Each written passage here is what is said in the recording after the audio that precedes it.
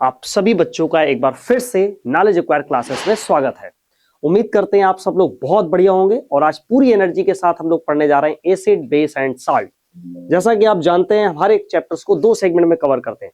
First part होता है अपना थ्योरी बिंदास तरीके से और सेकंड पार्ट होता है प्रीवियस ईयर क्वेश्चंस और इंपॉर्टेंट क्वेश्चंस के साथ। तो उम्मीद करते हैं आप लोग मेरे साथ इस चैप्टर को पढ़ने के लिए पूरी तरीके से तैयार है। तो फिर चलिए शुरू करते हैं बिना किसी देरी के। ठीक है, तो चलो बच्चों पढ़ते हैं। Acid, base and salt. क्या होता है एसिड, क्या होता है बेस, क्या होता है साल्ट, आइए जानते हैं। On the basis of their chemical properties all the compound can be classified into three groups. जब हर एक कंपाउंड की केमिकल प्रॉपर्टीज को एनालिसिस किया गया तो उसको तीन पार्ट्स में कैटेगराइज किया गया। पहला एसिड, फिर बेस एंड साल्ट। ठीक है बच्चों, एसिड, बेस एंड साल्ट। आइए जानते हैं एसिड क्या होता है। Acids are substance that donates hydrogen ions during a chemical reaction. Chemical reactions के दौरान मेरे प्यारे बच्चों एसिड क्या करते हैं, हाइड्रोजन आयन को डोनेट करते हैं। ठीक है, ये इनकी एक सिंपल सी पहचान है। प्रॉपर्टीज क्या है बेटा, acid have salt taste and turns blue litmus to red. ठीक है, एसिड का जो टेस्ट होता है मेरे प्यारे बच्चों खट्टा होता है। आप नींबू खाते हो, अमरूद खाते हो, बहुत सारी चीजें खाते हो, ऑरेंज खाते हो, तो सबका टेस्ट कैसा होता है, खट्टा। तो वो कैसे एसिड्स है, ऑर्गेनिक एसिड्स है। ठीक है, and blue litmus to red, और ये क्या करता है, ब्लू लिटमस पेपर को रेड में कन्वर्ट कर देता है। ठीक, acid solution conduct electricity, they are electrolyte. Acid solution electricity को कंडक्ट भी करते हैं, इससे ये पता चलता है कि ये इलेक्ट्रोलाइट भी हैं। एग्जाम्पल के तौर पे देखा जाए प्यारे बच्चों तो HCl है, HNO3 है, NH4Cl है, H2SO4 है। ये कुछ हमारे एग्जाम्पल्स हैं इसके एसिड्स के। ठीक, अगर बात की जाए मेरे प्यारे बच्चे बेसिस की, तो उम्मीद करते हैं एसिड समझ में आ गया। एसिड्स आर मोटा मोटा ऐसे सब्सटेंस जो केमिकल रिएक्शंस के दौरान हाइड्रोजन आयन को डोनेट करते हैं और टेस्ट में खट्टे होते हैं, ब्लू लिटमस पेपर को रेड में कर देते हैं और इलेक्ट्रिसिटी को कंडक्ट करा लेते हैं। Bases are substance that donates hydroxide ions in a chemical reactions. Chemical reactions के दौरान ये क्या करते हैं, हाइड्रोक्साइड आयंस रिलीज करते हैं मेरे प्यारे बच्चों। ठीक है, प्रॉपर्टीज की बात करें तो बेसिस हैव बिटर टेस्ट, कड़वा टेस्ट होता है, and turns red litmus to blue, just opposite the property of acid. Bases की प्रॉपर्टीज एसिड के जस्ट अपोजिट है। हाँ, बेसिस आल्सो कंडक्ट इलेक्ट्रिसिटी इस मामले में, बाकी बेसिस भी इलेक्ट्रिसिटी कंडक्ट करती है। बेसिस फील सोपी टू टच, मतलब फिसलता है, जैसे साबुन, साबुन भी बेस होता है। खैर सोप एंड डिटर्जेंट में पढ़ेंगे हम लोग चैप्टर 4 में ऑर्गेनिक केमिस्ट्री में। तो कैसा होता है, सोपी होता है, मतलब फिसलता है, पकड़ने में चिकना होता है। ठीक है, एग्जांपल्स में NaOH, KOH, COH का होल्ड राइज NH4OH, MgO। तो ये हमारी बेस की बात हो गई।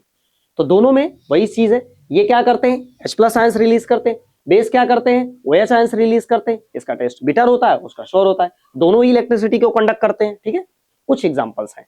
एसिड में H जरूर दिख रहा है और बेस में आपको OH जरूर दिख रहा है। ये मोटी मोटी सी बात हमने एसिड और बेस को कैटेगराइज किया। ऐसी थ्योरी मेरे प्यारे बच्चों पढ़नी है शानदार तरीके से, कि इस थ्योरी को शानदार तरीके से कवर करने के बाद आप हर एक टाइप का क्वेश्चन बना पाए और पेपर में सारे क्वेश्चन आपके यहीं से बने। ठीक, तो चलिए मेरे प्यारे बच्चों ये नोट कर लीजिए, फिर इसके बाद आगे पढ़ते हैं। तो बच्चों अच्छे से एसिड और बेस जानने के बाद अब बारी आती है कि हम समझे कि इंडिकेटर्स क्या होता है। ठीक है, तो आइए जानते हैं हम लोग इंडिकेटर्स क्या होता है प्यारे बच्चों। Indicators tell us whether the substance we are testing is an acid और a base by change its colour. Indicator tell us, indicator हमें बताता है वेदर की सब्सटेंस जिसको हम टेस्ट कर रहे हैं, which are testing, is an acid और अ बेस। हम जानते हैं कि वो एसिड है या बेस है। बाई चेंज इट्स कलर, और कैसे बताता है, वो अपने कलर को चेंज करके बताता है। ठीक है, ओके सर। कुछ इंडिकेटर्स हैं, उनको जब एसिड के कांटेक्ट में लाते हैं और बेस के कांटेक्ट में लाते हैं तो क्या होता है। फर्स्ट है लिटमस, बहुत अच्छे से जानते हैं। अच्छा ये भी समझिए कि लिटमस एक नेचुरल इंडिकेटर है। उसको एसिड में जैसे ही लाते हैं तो ब्लू हो जाता है। ठीक है, और बेस के कांटेक्ट में लाते हैं तो वो रेड हो जाता है। ठीक है सर, समझ गए। मिथाइल ऑरेंज येलो हो जाता है एसिड के कांटेक्ट में और बेस के कांटेक्ट में रेड हो जाता है। ये एक आर्टिफिशियल है बेटा। ठीक है, सिंथेसिस इंडिकेटर जिसे बनाया गया है, नेचुरल नहीं है। टर्मरिक, हल्दी, ये नेचुरल है बेटा।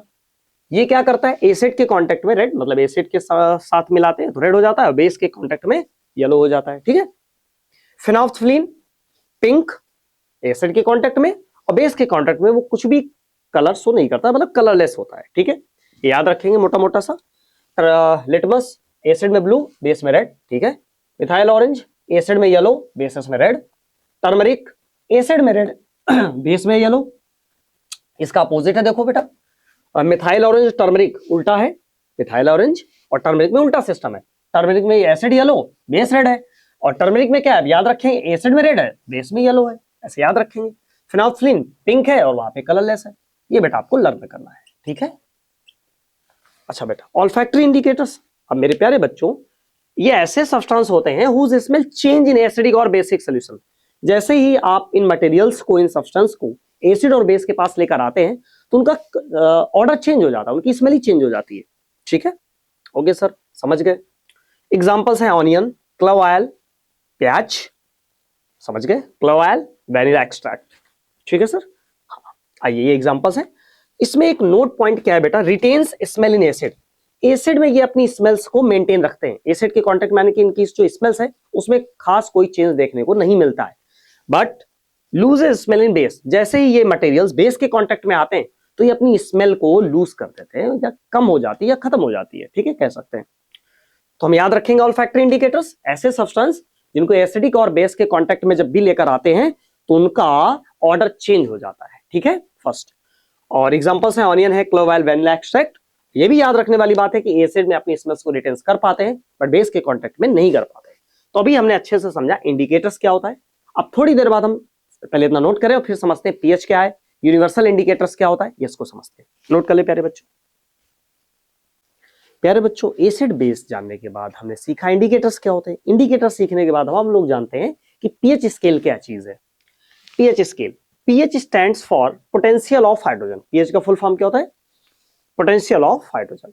Discovered by Sorensen in 1909, scientist का नाम था जिन्होंने डिस्कवर किया था, सोरेनसन 1909 के अंदर।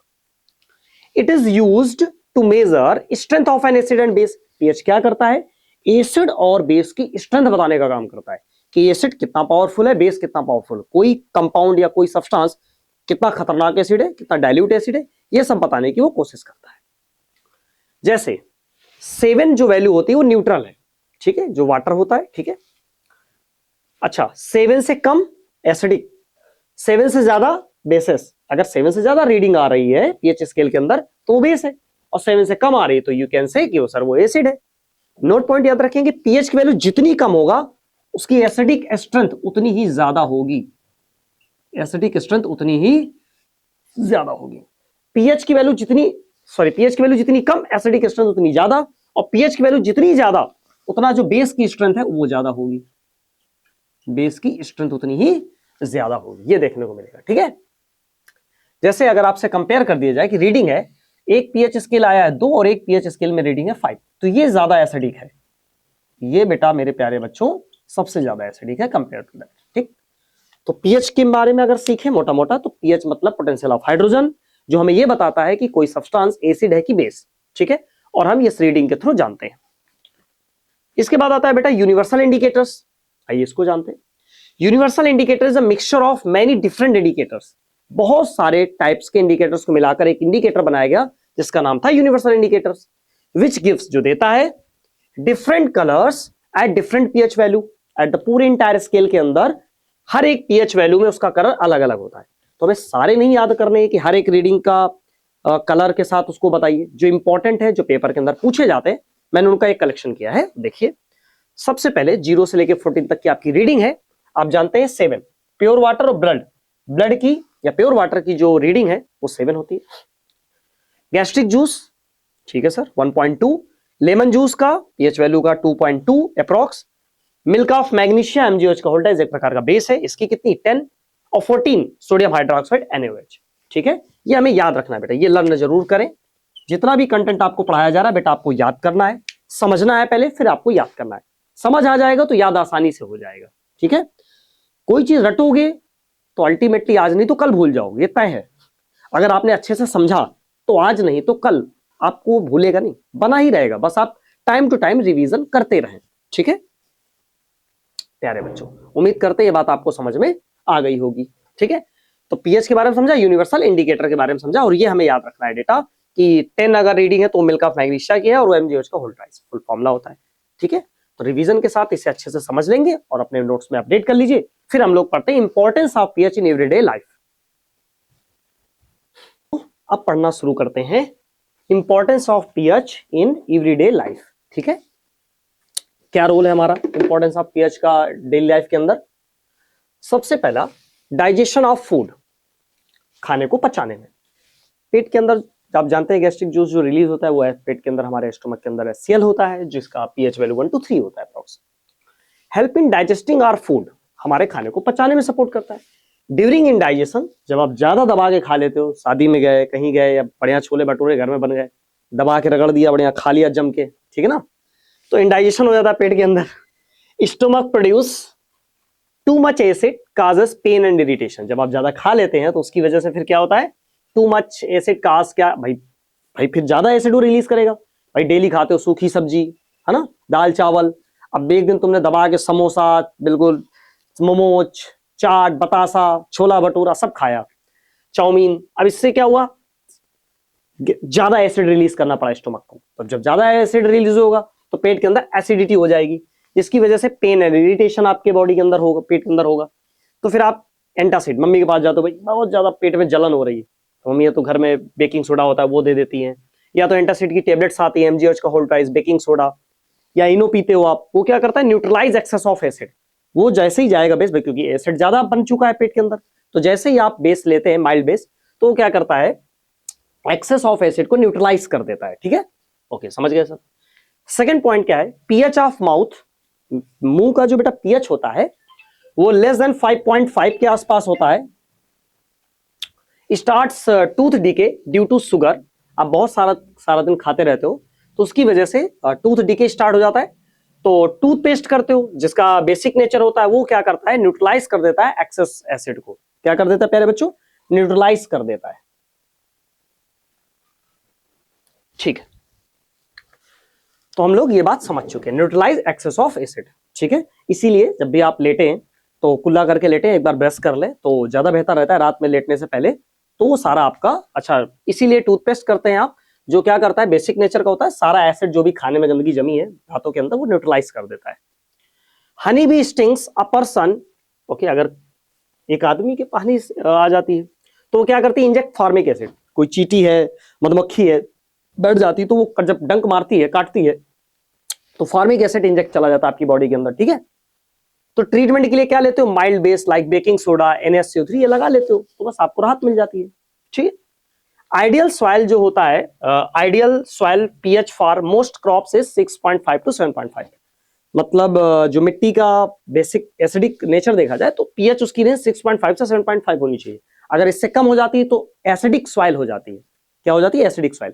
फिर उसके ट्रीटमेंट के लिए आप क्या करते हैं, CaO, COH का होल ट्राइज, ये बेसिक मटेरियल्स जैसे ही मिट्टी में आप छिड़काव करते हैं, डालते हैं, तो फिर उससे क्या होता है हमारे प्यारे बच्चे, मिट्टी का न्यूट्रलाइज हो जाती है, फिर क्रॉप में कोई इंपैक्ट नहीं पड़ता है। ठीक है, pH range for human body, तो अगर मैं बात करूं कि pH range for human body कितना होता है, तो 7 to 7.8 होता है। ठीक है, याद रखेंगे।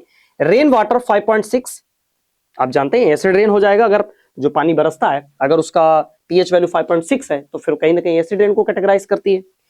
तो एसिड रेन की वजह से एक्वेटिक लाइफ सर्वाइवल डिफिकल्ट हो जाता है, ताकि उसे न्यूट्रलाइज किया जा सके। ठीक है, ओके, तो ये मोटी मोटी बातें थी जिनको हमने importance of pH in daily life के अंदर देखा। सबसे पहले डाइजेशन ऑफ फूड में सपोर्ट करती है। पीएच माउथ का अगर एसिडिक करेक्टर हो जाता है तो फिर वो टूथपेस्ट के थ्रू हम उसे एक्सेस एसिड को या एक्सेस मटेरियल्स को न्यूट्रलाइज कर देते हैं। हनी भी अगर स्टिंग कर जाती है तो फॉर्मिक एसिड आता है, उसके ट्रीटमेंट के लिए माइल्ड बेस यूज करते हैं। सॉइल का पीएच 6.5 to 7.5 होता है, अगर एसिडिक नेचर होता है तो हम बेस का यूज करते हैं। PH range for human body इतना होता है, अगर पीएच वैल्यू रेन वाटर की 5.6 से या 5% नीचे चली जाती तो एसिड रेन बन जाता है, जिसके ट्रीट के लिए फिर हम बेस का यूज करते हैं। तो ये था हमारा importance of pH in everyday life. एक दो क्वेश्चन बन जाते हैं तो इसे अच्छे से पढ़ेंगे, नोट कर लें, ताकि फिर मैं आपको आगे चीजें पढ़ाता हूँ। ठीक है प्यारे बच्चों, नोट कर लीजिए। तो बच्चों अब पढ़ते हैं हम लोग what happens to an acid और a base in water solution. अगर मेरे प्यारे बच्चों हम क्या होगा अगर एसिड और बेस को वाटर सोल्यूशन के अंदर लेकर आते हैं। ठीक है, तो सबसे पहले हम पढ़ते हैं एसिड इन वाटर, फिर पढ़ते हैं बेस इन वाटर। अगर आप एसिड को पानी के अंदर लेकर आते हैं, एसिड इन वाटर, ठीक है, तो क्या होगा, acid produce hydrogen ions in water. ठीक है, एसिड क्या प्रोड्यूस करेगा, हाइड्रोजन आयंस वाटर के अंदर। एंड एक्वस सोल्यूशन, कोई भी एक्वस सोल्यूशन हो या वाटर हो उसके अंदर हाइड्रोजन आयंस देगा। एग्जांपल्स के तौर पे H2SO4 को जैसे आप एसिड पानी के कांटेक्ट में लाते हैं तो hydrogen ions aqueous solution plus SO4 2-, ठीक है। HCl को जैसे ही आप H2O के कांटेक्ट में लेकर आते हैं तो H प्लस एक्वस और Cl- आयंस रिलीज हो जाते हैं। तो तोड़ना आता है भाई आपको, ठीक है, कि एसिड है तो H प्लस देगा ही देगा और Cl- रिलीज कर देगा। HSO4 क्या हो जाएगा, H प्लस और SO4 2- में ब्रेक हो जाएगा, ठीक है। एक बात ध्यान देने वाली बात है मेरे प्यारे बच्चों, in dry state no hydrogen ions produced. एक ड्राई स्टेट के अंदर कोई भी हाइड्रोजन आयंस प्रोड्यूस नहीं होते हैं, ठीक है। मान लीजिए HCl ड्राई है तो नो हाइड्रोजन आयंस प्रोड्यूस, ठीक है। अगर मेरे प्यारे बच्चे जो H plus produce ions produce हो उसे दोबारा से अगर आप पानी के कांटेक्ट में लाते हैं, पानी में मिलाते हैं तो वो हाइड्रोनियम आयन बनाता है। क्या बनाता है, हाइड्रोनियम आयन बनाता है, ठीक है, hydronium ion H3O plus ions.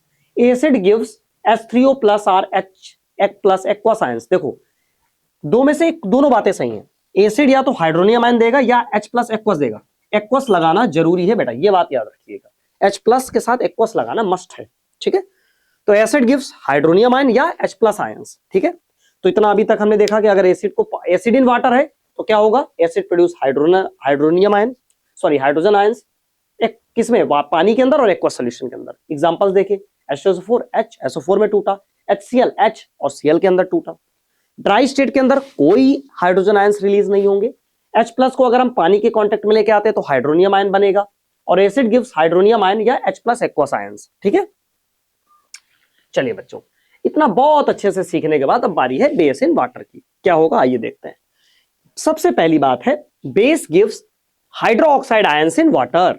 क्या होगा, बेस जो है मेरे प्यारे बच्चों वाटर के अंदर हाइड्रोक्साइड आयंस देते हैं, ठीक है सर।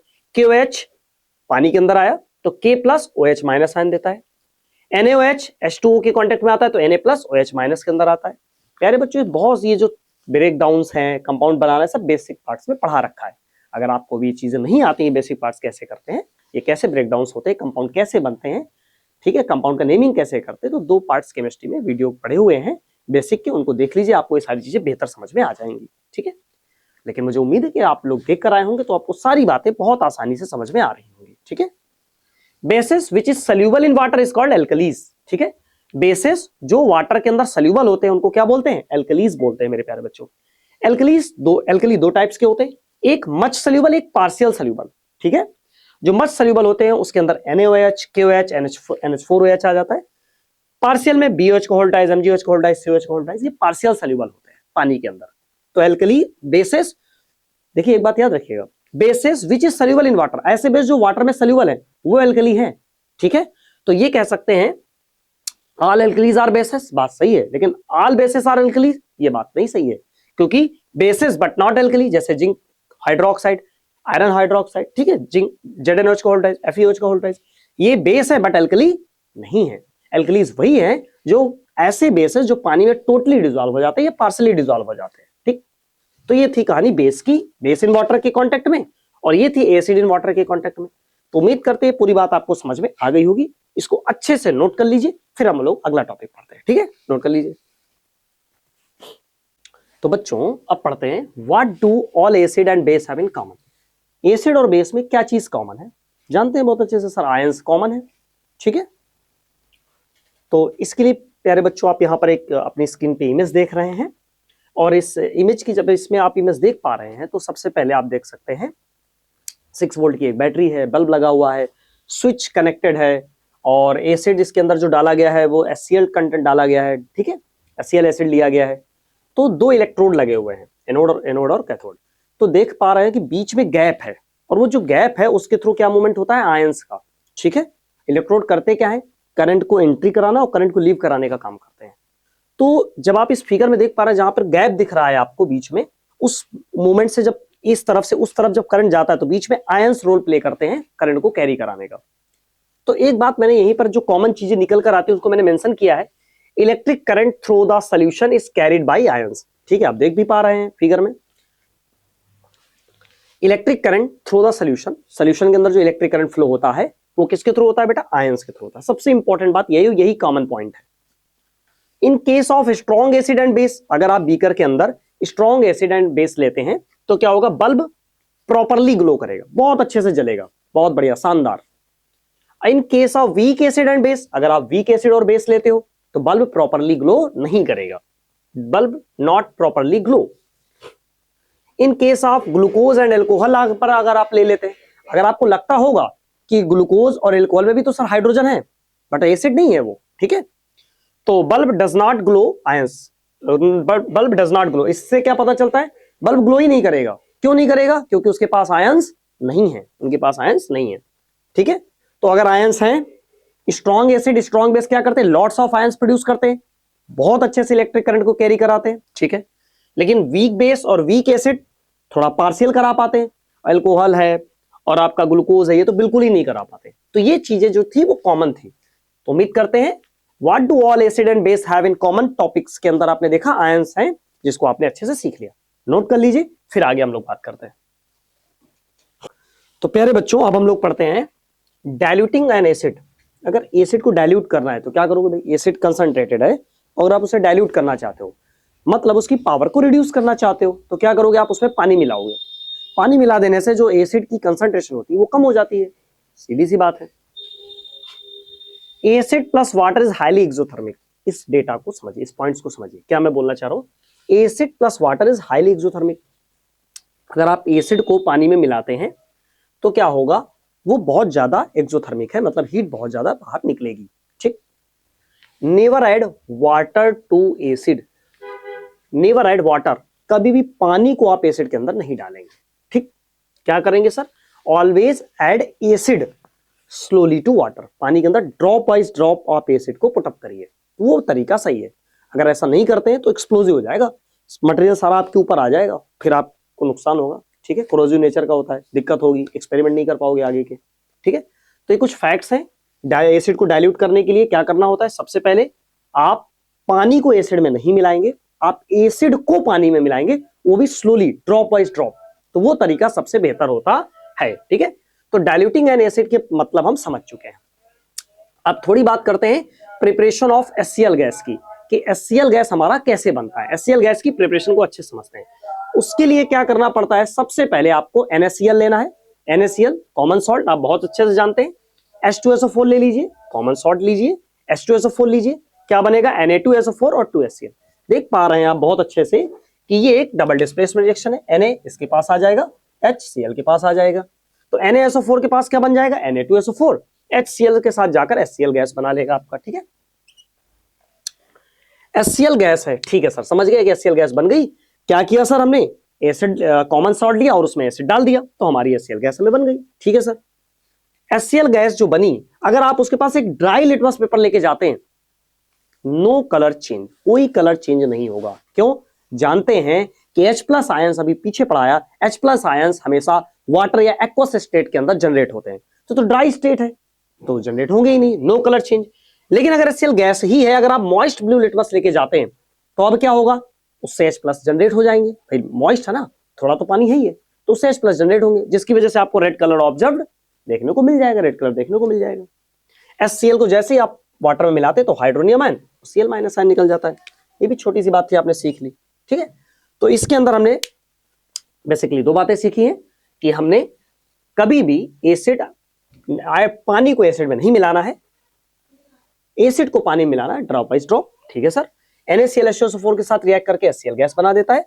ड्राई लिटमस पेपर लेके जाते हैं तो कोई कलर ऑब्जर्व नहीं कर पाते, लेकिन जैसे ही आप मॉइस्ट लिटमस पेपर लेकर जाते हैं तो मॉइस्ट मतलब नमी, मतलब पानी आया, थोड़ा सा एक्वस स्टेट मिली, तो हाइड्रोजन आयन रिलीज हो गए, जो HCl के कांटेक्ट में आने के बाद रेड कलर शो करते हैं, ठीक है।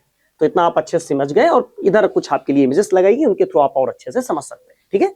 चलिए इतना नोट कर लीजिए बच्चों, ओके बच्चों। चलिए अब पढ़ते हैं केमिकल प्रॉपर्टीज ऑफ एसिड, कि एसिड की केमिकल प्रॉपर्टीज क्या होती है। पहली प्रॉपर्टी है, एसिड जब भी मेटल से रिएक्ट करेगा तो साल्ट और हाइड्रोजन गैस बनेगी, फिक्स है। एग्जांपल, एसिड में आपने H2SO4 लिया, मेटल्स में आपने जिंक ले लिया, ठीक है, तो क्या बना आपका, साल्ट, जिंक सल्फेट और हाइड्रोजन गैस इवॉल्व हुई, ठीक है। अगर आप देखें तो बेटा ये एक डिस्प्लेसमेंट रिएक्शन है, जिंक हाइड्रोजन से ज्यादा पावरफुल है, मोर रिएक्टिव है, और जिंक ने हाइड्रोजन को रिप्लेस करके जिंक सल्फेट बना लिया। तो पहली प्रॉपर्टी हमने क्या सीखी, जिंक एसिड मेटल्स रिएक्ट करेगा तो साल्ट और हाइड्रोजन गैस बनेगी। इसका यहां पर आप एक इमेज भी देख पा रहे हैं, ठीक है, इस इमेजेस में भी ये बात मेंशन की गई है। Hydrogen gas Burns with pop sound, hydrogen gas जो बर्न हो रही है वो पॉप अप साउंड के साथ। बबल्स अपीयर्स हो रहे हैं, इसका मतलब गैस रिलीज हो रही है पूरे एक्सपेरिमेंट में, ठीक है।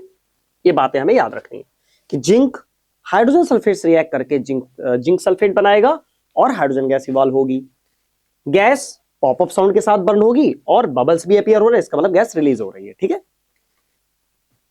दूसरी केमिकल प्रॉपर्टीज है बेटा कि जब एसिड और बेस रिएक्ट करेंगे तो साल्ट और वाटर बनता है। क्या बनता है? साल्ट और वाटर। एक एसिड लिया HCl, बेस में लिया NaOH, तो क्या हुआ? NaCl plus H2। कैसे हुआ sir? It is also double displacement. आप मैंने केमिकल रिएक्शन चैप्टर पढ़ा रखा है, आप देखिए आपको सारी रिएक्शन समझ में आ जाएंगी कि कैसे बनती है। H और OH जाके रिएक्ट करेगा तो वाटर बना बेटा, और NaCl के पास जाकर क्या बनाता है? NaCl बना लेता है, ठीक है। इतनी बात समझ में आ गई। इसको न्यूट्रलाइजेशन रिएक्शंस भी बोलते हैं, it is also known as neutralization reactions, ठीक। तो ये बात हमारी पूरी कंप्लीट हो जाती है। हमने 2 केमिकल प्रॉपर्टीज कवर कर ली, इतना नोट कर लीजिए थोड़ा सा, फिर इसके बाद हम पूरी जितनी भी और केमिकल प्रॉपर्टीज सारी एक साथ पढ़ लेते हैं, ठीक है। Write down. चलो बच्चों, कुछ और केमिकल प्रॉपर्टीज हैं, जल्दी से उनको भी पढ़ लेते हैं। तीसरी केमिकल प्रॉपर्टीज है, एसिड जब भी मेटल कार्बोनेट या मेटल हाइड्रोजन कार्बोनेट दोनों में से कोई भी हो रिएक्ट करेगा तो साल्ट, कार्बन डाइऑक्साइड गैस और पानी बनेगा, ठीक है। क्या याद रखना है? एसिड मेटल कार्बोनेट या मेटल हाइड्रोजन कार्बोनेट दोनों में से किसी से रिएक्ट करे तो क्या बनेगा? साल्ट, कार्बन डाइऑक्साइड और पानी, वाटर। चलिए एग्जांपल, HCl एसिड लिया, Na2CO3 आपने पहले मेटल कार्बोनेट लिया तो देखा आपने NaCl बना, CO2 बना और H2O बना। यहां पर भी आप देख पा रहे हैं। फिर आपने एक मेटल बाइकार्बोनेट या मेटल हाइड्रोजन कार्बोनेट बोले, एक ही बात है, उसकी रिएक्शन एसिड से कराई H2SO4 से, तो फिर से क्या बना? Na2SO4, CO2 और H2, ठीक। Na किसके पास आ गया? इसके SO4 के पास आ गया, ठीक है। ओके, यहां पर भी HCO3 के पास, ये इसके पास, तो NaCl बन गया और HCO3 ब्रेक डाउन होकर CO2 और H2O में ब्रेक डाउन हो गया। सिमिलरली NaSO4 के पास जाके NSO4 बन गया, H और CO3 ब्रेक डाउन होकर CO2 और H2O में कन्वर्ट हो गए, ठीक है। तो मोटा मोटा सा जो हमें आइडिया याद रखना है, कभी भी मेटल आपका मेटल कार्बोनेट हो या मेटल हाइड्रोजन कार्बोनेट हो, एसिड से रिएक्ट करेगा, साल्ट, कार्बन डाइऑक्साइड और वाटर बनेगा, ठीक है। Test for CO2 very important है, यहां से क्वेश्चन पूछ लिया जाता है तो बहुत ध्यान से पढ़ेंगे। CO2 turns lime water milky. CO2 carbon dioxide क्या करता है बेटा? लाइम वाटर COH होल्टाइज को मिल्की कलर में कन्वर्ट कर देता है। CO2 गैस है, COH का होल्टाइज एक्वा सॉल्यूशन के अंदर, लाइम वाटर है, जब डालते हैं बेटा तो CaCO3 का एक कैल्शियम कार्बोनेट बना और ये कैसा है? व्हाइट PPT है, तो देख रहे हैं आप, मिल्की कलर हो गया और वाटर आ गया। तो CO2 क्या करता है? टर्न लाइम वाटर मिल्की, और ये रिएक्शन याद रखेंगे, CO2 प्लस COH का होल्टाइज CaCO3 और H2O। COH का होल्टाइज आपका लाइम वाटर है, CaCO3 जो बना वो आपका व्हाइट PPT। क्या हो कि अगर एक्सेस अमाउंट में CO2 को पास करा दिया जाए, लिंक करिए, क्या हो अगर एक्सेस अमाउंट में CO2 को पास कराया जाए तो सर आराम से मिल्कनेस डिसअपीयर, फिर से मिल्कनेस डिसअपीयर हो जाती है। CaCO3 H2O, लार्ज अमाउंट में आपने CO2 दिया तो CaHCO3 का होल्टाइज कैल्शियम हाइड्रोजन कार्बोनेट बना और मिल्कनेस फिर से गायब हो जाती है, ठीक है। तो दोनों फैक्ट हमें याद रखनी है कि अगर CO2 को लाइम वाटर में पास कराएंगे तो मिल्की कर देगा, और अगर एक्सेस अमाउंट में CO2 को देंगे तो मिल्कनेस डिसअपीयर हो जाएगी। ओके बच्चा, ठीक है। चौथी केमिकल प्रॉपर्टीज है और लास्ट है कि मेटल ऑक्साइड अगर एसिड से रिएक्ट करेगा तो क्या होगा? साल्ट और वाटर बनेगा। फिर से, मेटल ऑक्साइड किससे रिएक्ट कर रहा है? एसिड से, तो साल्ट और वाटर बनेगा। CuO एक आपने सॉलिड लिया मेटल ऑक्साइड, HCl से रिएक्ट करता है तो CuCl2 और वाटर बनता है। बेटा अगेन देखिए, ये रिएक्शंस में आप बहुत अच्छे हो जाएंगे। CuCl के पास जाके CuCl2 बनाएगा, HO के पास जाके वाटर बनाएगा, ठीक है। कलर हमें याद रखना है, Cu ब्लैक सॉलिड, कलर के लिए भी मैंने पूरा वीडियो बना रखा है कलर ऑफ कंपाउंड के नाम से, उसको भी देख सकते हैं, समझ आ जाएगा। CuCl2 ब्लू ग्रीन, ये कैसा है? ब्लू ग्रीन कलर है, ठीक है। ओके सर, समझ में आ गई बात। CuCl2 ब्लू ग्रीन, ये कलर याद रखेंगे बेटा, इंपॉर्टेंट है, ठीक है। एक नोट पॉइंट ध्यान देंगे, metal oxide are basic in nature. Metal oxide कैसे होते हैं नेचर के अंदर? बेसिक होते हैं, because they react with acid to give salt and water. जितने भी मेटल ऑक्साइड होते हैं, ये लाइन बहुत इंपॉर्टेंट है बेटा, नेचर में कैसे होते हैं? Basic in nature. याद रखेंगे क्यों? क्यों बेसिक है नेचर में? क्योंकि वो क्या बनाते हैं? साल्ट और वाटर बनाते हैं, ठीक है। आपने देखा भी। तो ये जो डेटा था हमने बहुत अच्छे से कवर किया, ठीक है। अब उम्मीद करते हैं आपको समझ में आ गया होगा, ठीक है। नोट कर लें अच्छे से, फिर आगे पढ़ते हैं। ओके बच्चों, कुछ जल्दी से 2 मिनट की बात है, सीख लेते हैं, फिर केमिकल प्रॉपर्टी ऑफ बेस पढ़ते हैं। लेकिन उसके पहले थोड़ा ये जानते हैं कि सब नेचुरली ऑकरिंग एसिड्स के बारे में जानते हैं, जिन्हें आप ऑर्गेनिक एसिड्स बोलते हैं। हमारे लिए ठीक है, यूजफुल है, जो पेड़ पौधों से हमें चीजें मिलती हैं। तो ठीक है, आइए उनके बारे में जानते हैं। नेचुरल सोर्स और एसिड, उनमें कौन सा नेचुरल सोर्स के बाद उनमें कौन सा एसिड पाया जाता है, ये एग्जाम के अंदर आपका इंपॉर्टेंट है। 1 से 2 नंबर का आपसे पूछ लेता है, 1 to 2 मार्क्स। ठीक है, तो आइए समझते हैं। नेचुरल सोर्स समझ लीजिए, जैसे ऑरेंज है, संतरा खूब खाते हो भाई, सिट्रिक एसिड, लेमन में भी सिट्रिक एसिड, याद रखेंगे, संतरा हो या नींबू, दोनों में सिट्रिक एसिड।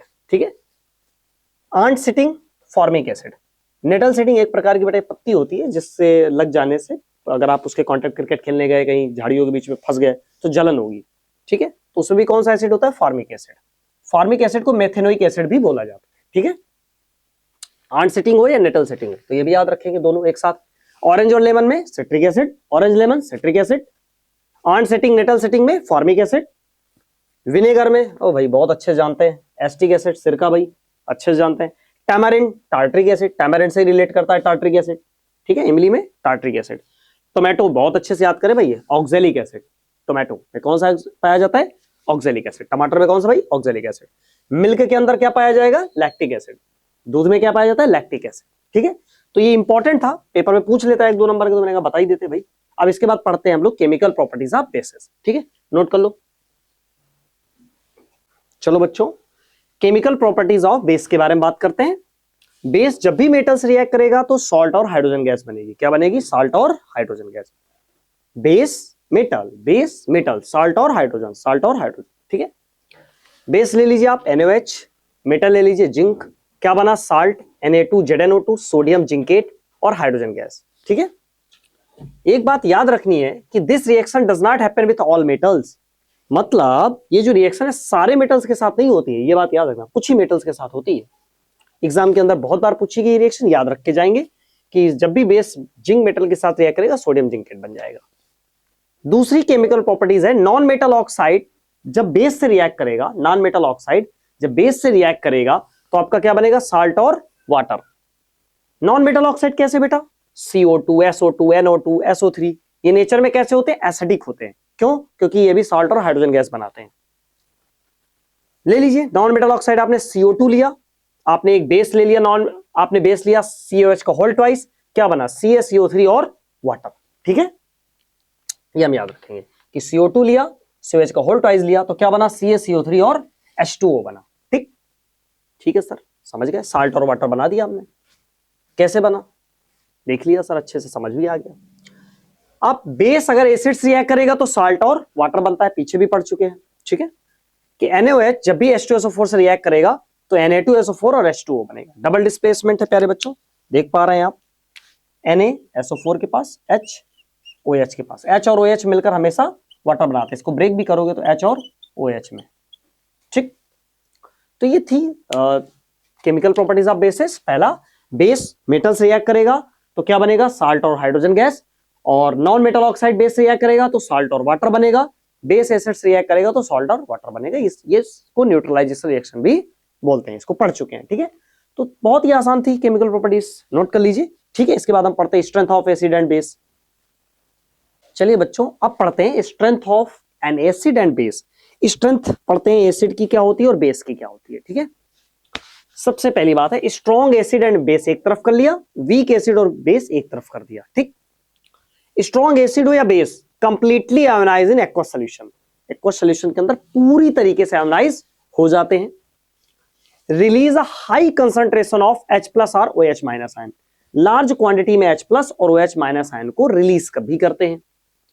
स्ट्रॉन्ग एसिड के एग्जांपल H2SO4, HCl, HNO3, ये सब क्या है, स्ट्रॉन्ग एसिड के एग्जांपल्स हैं, इतने जरूर याद रखें। स्ट्रॉन्ग बेस के NaOH, KOH, COH के होल ट्वाइस, जो भी कंटेंट मैं लिखवा रहा हूं बेटा आपको, ये आपको मस्ट है कि आप रिवाइज करेंगे, लर्न करेंगे। LRP के फॉर्मूले को हमेशा दिमाग के अंदर रखेंगे।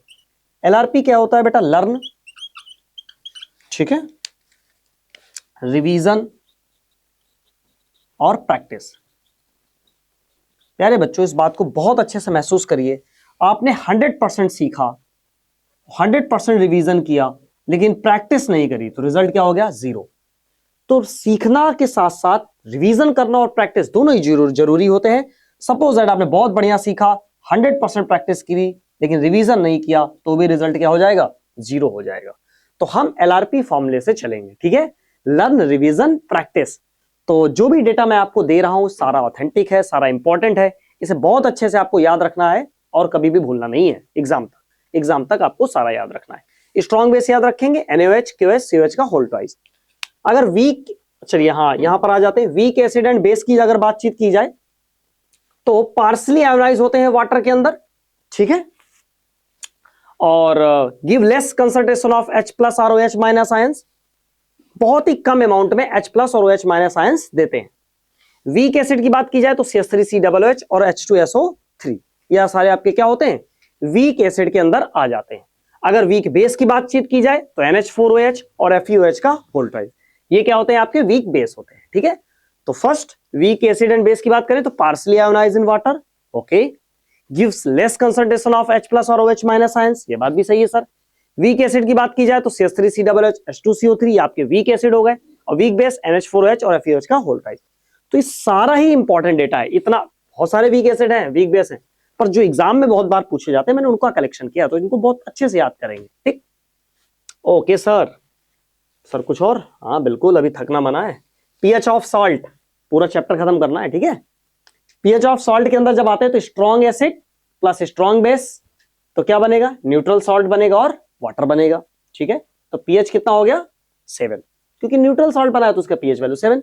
अगर आपने वीक एसिड लिया, स्ट्रॉन्ग बेस लिया, तो अब जो सॉल्ट बनेगा वो बेसिक बनेगा, बेसिक सॉल्ट प्लस वाटर, और उसकी पीएच वैल्यू 7 से ज्यादा होगी, क्योंकि मैंने अभी पढ़ाया था कि पीएच वैल्यू अगर ज्यादा है तो वो बेस है।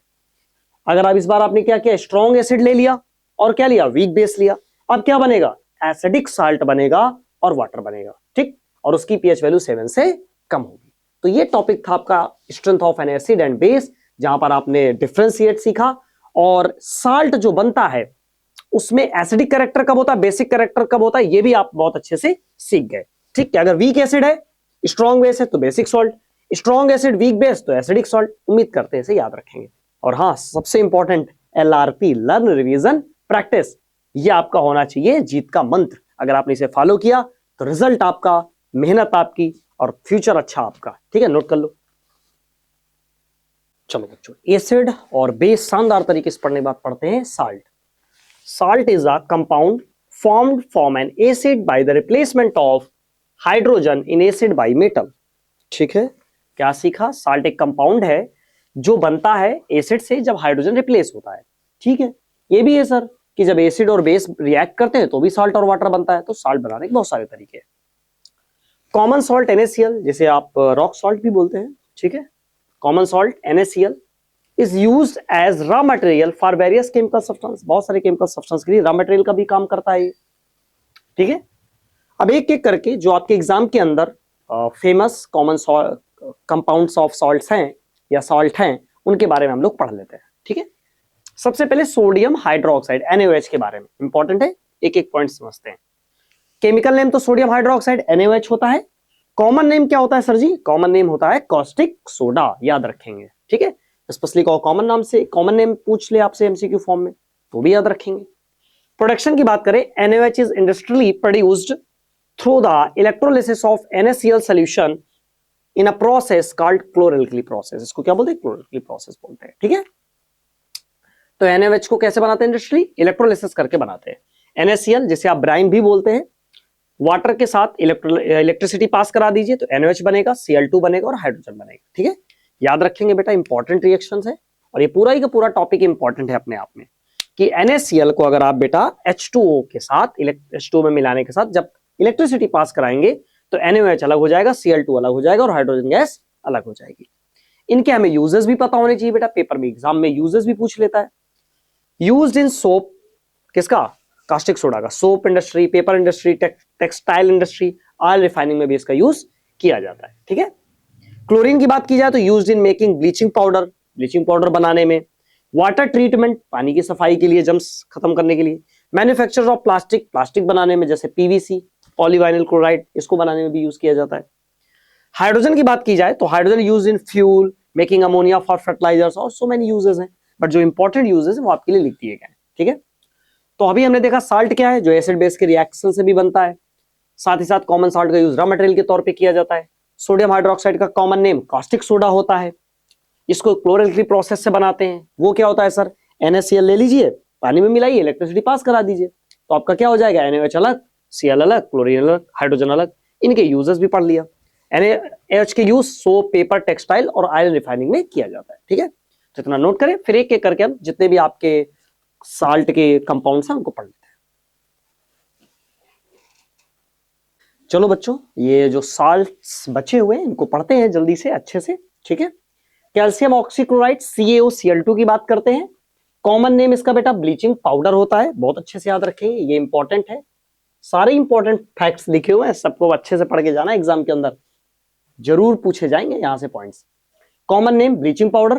प्रोडक्शन की बात करेंगे तो COH का होल ट्वाइस की रिएक्शन जब क्लोरीन से कराएंगे तो COCl2 बन जाता है और हाइड्रोजन गैस निकल जाती है, ठीक है। बहुत छोटा सा प्रोडक्शन है। कैल्शियम हाइड्रोक्साइड लीजिए बेस, क्लोरीन मिलाइए, COCl2 आपका बन गया। यूज कहां करते हैं, bleaching, vast, cloth, cotton and linen. तो सबसे पहले जो आपके कपड़े खराब हो जाते हैं उनको ब्लीचिंग करने के लिए भी इसका यूज किया जाता है। Making drinking water free from germs, germs से जो भी पानी में जम्स आ जाते हैं उनको भी मारने में भी इसका यूज किया जाता है। मतलब जम्स फ्री पानी कर लेते हैं, साफ हो जाता है हमारा पानी, पीने योग्य हो जाता है, ठीक है। और क्या, एज ऑक्सीडाइजिंग एजेंट, और ऑक्सीडाइजिंग एजेंट के रूप में भी इसका यूज किया जाता है, ठीक है। तो ये इसके यूजेस थे। कॉमन नेम, प्रोडक्शन, इतना ही आपको याद रखना है। अगली बात करते हैं सोडियम हाइड्रोजन कार्बोनेट NaHCO3, इसके बारे में देखिए। कॉमन नेम बेकिंग सोडा, ठीक है सर। प्रोडक्शन, इसका प्रोडक्शन याद रखेंगे, ये एक पहली रिएक्शन है इसमें चार चार रिएजेंट आपके यूज किए गए। NaCl, NH3, H2O, CO2, चार चीजें लेते हैं। NaCl, NH3, H2O, CO2, क्या बनेगा, NaHCO3, NH4Cl, बिल्कुल याद करके जाएंगे पेपर में, ठीक है। NaCl, NH3, CO2, HCO2, H2O, और क्या बनेगा, sodium bicarbonate, ammonium chloride, NH4Cl। Neutralize acidity, soda fire extinguishers के रूप में, for making tasty crispy pakora, पकौड़े को बिल्कुल पकौड़ा घर में बनते हैं, कुरकुरे नहीं होते तो मम्मी क्या करती है, थोड़ा सा बेकिंग सोडा मिला देती है तो थोड़ा टेस्टी कुरकुरे हो जाते हैं, उसमें भी यूज किया जाता है। For faster cooking, fast cooking में भी इसका यूज किया जाता है, ठीक है। तो ये रिएक्शन और यूजेस, कॉमन नेम बहुत ही इंपॉर्टेंट है, बहुत ज्यादा पूछे जाते हैं। एक और है sodium carbonate Deka hydrate, sodium Na carbonate CO3 10, तो डेका हाइड्रेट तो H2O, sodium carbonate Deka hydrate, ये इसका केमिकल नेम है। कॉमन नेम की बात करेंगे तो वॉशिंग सोडा इसका कॉमन नेम हो गया। प्रोडक्शन कैसे करेंगे, पहले सोडियम बाइकार्बोनेट को हीट कर दीजिए तो क्या मिल जाएगा आपको, सोडियम कार्बोनेट मिला, Na2CO3, वाटर और CO2 निकल गया, ठीक है सर। फिर ये जो बेटा सोडियम कार्बोनेट मिला, इसमें आप वाटर के 10 मॉलिक्यूल्स ऐड कर दीजिए तो क्या बन जाएगा, सोडियम कार्बोनेट और वाटर 10 मॉलिक्यूल्स उसमें ऐड हो जाएंगे, .10H2O, ठीक है। इसका यूज कहां किया जाता है, glass, soap and paper industry के अंदर इसका यूज किया जाता है, ठीक है। पेपर बनाने में, साबुन बनाने में, ग्लास बनाने में। Removing permanent hardness of water, पानी की हार्डनेस जो होती है उसको परमानेंट हटाने के लिए भी वॉशिंग सोडा का यूज किया जाता है, ठीक है। तो ये तीनों ही थे, एक बार क्विक रिवाइज करते हैं, फटाफट आप आंसर देंगे। Calcium oxychloride common name bleaching powder, कैसे बनेगा, CH को होल ट्वाइस Cl2 मिला दीजिए, यूज कहां करते हैं, अच्छा समझ गए।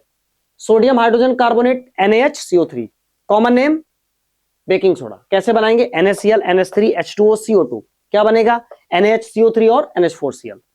सोडियम कार्बोनेट डेकाहाइड्रेट, क्या फॉर्मूला होता है, Na2CO3.10H2O, कॉमन नेम बच्चों वॉशिंग सोडा। और प्रोडक्शन, NaCO3 को हीट करेंगे तो Na2CO3 बन जाएगा और वाटर और कार्बन डाइऑक्साइड निकल जाएगी। फिर इसमें क्या करेंगे, पानी के 10 मॉलिक्यूल्स ऐड कर देंगे तो क्या बन जाएगा, Na2CO3.10H2O। Glass, soap, paper industry में यूज करते हैं और पानी की परमानेंट हार्डनेस को हटाने के लिए भी इसका यूज किया जाता है, ठीक है। चलिए इसको पढ़ लीजिए, नोट कर लीजिए। तो बच्चों कुछ और सीख लिया जाए, बिल्कुल। कैल्शियम सल्फेट हाफ हाइड्रेट, अब किसकी बात करते हैं, कैल्शियम सल्फेट हाफ हाइड्रेट, ये भी एक प्रकार का साल्ट है। फॉर्मूला क्या होता है, CaSO4, पहले तो कैल्शियम देखिए मैच करिए, calcium Ca, sulphate SO4, half hydrate देख लीजिए, हाइड्रेट मतलब पानी और हाफ मतलब हाफ, आधा पानी, हाफ मॉलिक्यूल्स लेंगे। कॉमन नेम क्या होता है इसका बेटा, plaster of Paris, POP, okay. Production कैसे करेंगे, आप जिप्सम ले लीजिए, जिप्सम का फॉर्मूला क्या होता है सर, CaSO4.2H2O, मतलब कैल्शियम सल्फेट में जब पानी के 2 मॉलिक्यूल्स ऐड होते हैं तो बनता है जिप्सम। उसको हीट कर दीजिए, 373 केल्विन बोले या 100 डिग्री सेल्सियस पे हीट कर दीजिए, तो क्या मिल जाएगा आपको? पीओपी मिल जाएगा बेटा। CaSO4.2H2O का प्रोडक्शन हो जाता है और पानी के 3/2 मॉलिक्यूल्स बाहर निकल जाते हैं। पीओपी में मेरे प्यारे बच्चे अगर आप दोबारा से पीओपी ले लीजिए, उसमें फिर से पानी मिला दीजिए तो आपको जिप्सम फिर से बन जाएगा। ठीक है, हाँ, क्या सीखा अब तक? पहले पीओपी का फॉर्मूला CaSO4.2H2O, जिप्सम का फॉर्मूला CaSO4.2H2O। ठीक है सर, बनाएंगे कैसे? जिप्सम को 100 डिग्री सेल्सियस हीट कर देने से पीओपी का मैन्युफैक्चरिंग हो जाता है। यूज बहुत अच्छे जानते हैं, making toys and materials for decoration के लिए यूज किया जाता है, used as a fire proofing materials बनाने के लिए यूज किया जाता है, मेडिकल फील्ड में किया जाता है। जब आप देखते हो किसी का हाथ टूट जाता है तो उसे प्लास्टर चढ़ा रहता है ना, तो वही होता है, पीओपी का बना होता है। मेकिंग सरफेस स्मूथ, सरफेस को स्मूथ बनाने में भी करते हैं। ठीक है, एक टॉपिक और है बेटा, वाटर ऑफ क्रिस्टलाइजेशन, ये देख लीजिए क्या होता है। Some salt contain water of crystallisation, okay, which is a fixed number of water molecules in their structure. मतलब कुछ ऐसे साल्ट होते हैं जिनमें पानी के स्ट्रक्चर्स ऐड होते हैं, पानी के मॉलिक्यूल्स सॉरी ऐड होते हैं, तो उसको क्या बोलते हैं? Water of crystallization. जैसे CuSO4 कॉपर सल्फेट के साथ क्या मिल गया? पानी के 5 मॉलिक्यूल्स ऐड हो गए। ठीक, ये तो जानते हैं, वॉशिंग सोडा अभी अभी पढ़ा, Na2CO3.10H2O, जिप्सम CaSO4.2H2O। तो जब साल्ट में पानी के मॉलिक्यूल्स ऐड होते हैं बेटा, तो वो क्या है? वो क्या बन जाता है? प्रोसेस क्या बन जाता है? वाटर ऑफ क्रिस्टलाइजेशन बन जाता है। क्या किया जाए जो बेटा ये वाटर ऑफ क्रिस्टलाइजेशन है, मतलब साल्ट के साथ पानी के मॉलिक्यूल्स हैं, इसको हीट कर दिया जाएगा तो कैल्शियम सल्फेट अलग और पानी के मॉलिक्यूल्स अलग हो जाते हैं। किसी भी वाटर के क्रिस्टल्स जो ऐड हैं साल्ट में, अगर आप हीट करेंगे तो साल्ट अलग हो जाएगा और पानी के क्रिस्टल्स अलग हो जाते हैं। ठीक है प्यारे बच्चों, तो ये था वाटर ऑफ क्रिस्टलाइजेशन और कैल्शियम सल्फेट हेमीहाइड्रेट के बारे में। बस हो गया, और भी पढ़ना है? चैप्टर फिनिश हो गया अब आपका। ठीक है, तो बहुत अच्छे तरीके से हमने एसिड पढ़ा, बेस पढ़ा, इंडिकेटर्स पढ़ा, olfactory indicators, universal indicators, properties of acid and base, chemical properties, physical properties, strength of acid and base, ठीक है, कॉमन प्रॉपर्टीज, फिर बहुत सारे सॉल्ट्स हमने सीखे, सब कुछ पढ़ लिया इस चैप्टर्स के अंदर। ठीक है, तो उम्मीद किया है पूरे चैप्टर्स को आपने एंजॉय किया मेरे साथ, अच्छे से पढ़ा होगा, समझ आया होगा। कोई चीज समझ नहीं आई तो कमेंट बॉक्स में मेंशन कर देंगे। ठीक है, इतना चैप्टर अच्छे से पढ़ने के बाद घर में LRP का फॉर्मूला जो आज सीखा है, लर्न रिवीजन प्रैक्टिस, बंद नहीं करेंगे। बोर्ड एग्जाम बेहद करीब है, अपनी पढ़ाई को शानदार तरीके से आगे बढ़ाते रहिए। कोई भी चैप्टर इतना हार्ड नहीं जितना आप मान लेते हो। अगर आप ईमानदारी से सही तरीके से अपने नोट्स, अपने खुद के नोट्स बनाइए, किसी अदर कंटेंट पे डिपेंड मत रहिए, खुद के नोट्स बनाइए, जो मैं पढ़ा रहा हूं उसको लिखिए, नोट्स खुद के बनाइए, वो एग्जाम टाइम में जल्दी माइंड को एब्जॉर्व होंगे और माइंड उसको जल्दी से इजिली ट्रैक कर लेगा, सीख लेगा, समझ लेगा, फिर आपको बहुत आसानी रहेगी। क्योंकि पेपर में बेटा ना तो आप नोट्स लेके जाने वाले हो, ना ही कुछ और भी लेकर जाने वाले हो। पेपर में सिर्फ और सिर्फ आप अपना माइंड लेकर जाने वाले हो, वही आपका काम आएगा वहां पर। ठीक है, तो उम्मीद करते हैं सारा चैप्टर अच्छे से पढ़ लिया होगा, सारी बातें समझ में आ गई होंगी। तो अब इसके बाद हम लोग कवर करेंगे इसका important questions, previous year questions का सेगमेंट। तब तक के लिए हंसते रहें, मुस्कुराते रहें, अपनों का ख्याल और अपना ख्याल बहुत अच्छे से रखें। इसको नोट भी कर लीजिए।